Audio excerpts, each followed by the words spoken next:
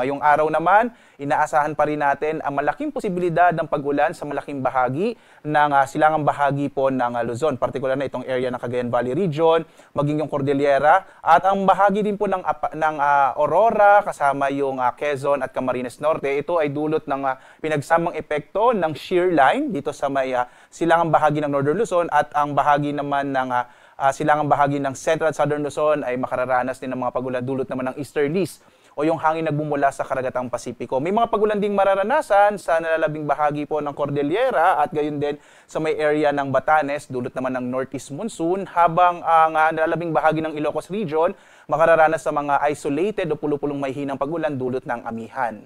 Dito sa Metro Manila at nalabing bahagi ng Luzon, makararanas ng mas maliwalas sa panahon. Posible po, medyo mainit pa rin yung tanghali natin habang may mga posibilidad ng mga localized thunderstorms sa hapon hanggang sa gabi. Sa umaga, maliit po yung posibilidad ng mga pag-ulan. Sa bahagi naman ng Palawan, makararanas din ng mga isolated o pulupulong pag-ulan pagkilat pagulog sa bahagi ng lalawigan ng Palawan. Malaki naman yung posibilidad ng mga pag-ulan sa bahagi ng Eastern Visayas ngayong araw, lalo na mamayang hapon hanggang sa gabi.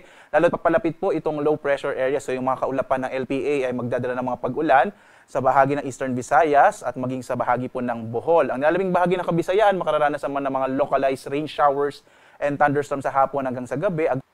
Malaki rin po ang posibilidad ng mga pag-ulan sa may silangang bahagi ng Mindanao at sa hilagang bahagi ng Mindanao. So yung Caraga, Northern Mindanao at Davao Region, makararanas din po ng mga pag-ulan sa araw na ito. Ito ay dulot din itong trough o mga kaulapan na dala ng low pressure area na nasa loob din po ng Intertropical Convergence Zone or ITCZ. Ang nalabing bahagi naman ng Mindanao makararanas ng mga isolated o pulupulong pag-ulan pagkilat pagkulog sa hapon hanggang sa gabi. Malit pa yung posibilidad ng mga pag-ulan sa nalabing bahagi ng Mindanao ngayong umaga. Agwat